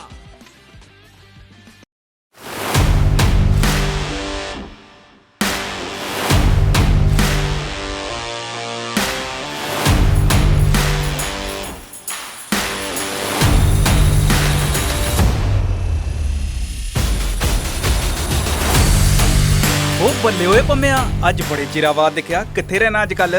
ਓਏ ਬਸ ਯਾਰ ਕੰਮ ਦੇ ਸਿਲਸਿਲੇ 'ਚ ਕਦੇ ਇੱਧਰ ਤੇ ਕਦੇ ਉੱਧਰ। ਐਸਾ ਕਿਹੜਾ ਕੰਮ ਭਾਈ? ਓਏ ਟਰੱਕ ਲੋਡਿੰਗ ਐਂਡ ਸ਼ਿਪਿੰਗ ਦਾ। ਯਾਰ ਇਹ ਟਰੱਕ ਲੋਡਿੰਗ ਐਂਡ ਸ਼ਿਪਿੰਗ ਵਾਲਾ ਕੰਮ ਤੈਨੂੰ ਔਖਾ ਨਹੀਂ ਲੱਗਦਾ? ਓਏ ਕਾਹਦਾ ਔਖਾ ਯਾਰ, ਆਪਾਂ ਕੰਮ ਕਰਦੇ ਆਂ 4 ਟਰੈਕਸ ਵਾਲਿਆਂ ਨਾਲ ਤੇ ਇਹ ਜਿੰਨਾ ਖਿਆਲ ਆਪਣੇ ਕਲਾਇੰਟਸ ਐਂਡ ਸਮਾਨ ਦਾ ਰੱਖਦੇ ਨੇ ਨਾ, ਉਨਾ ਹੀ ਖਿਆਲ ਸਾਡਾ ਵੀ ਰੱਖਦੇ ਨੇ।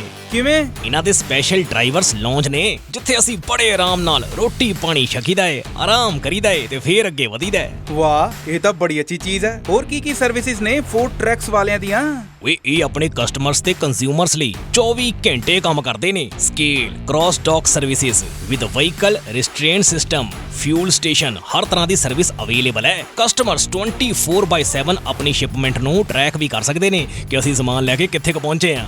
ਵਾਹ, ਇੰਪ੍ਰੈਸਿਵ।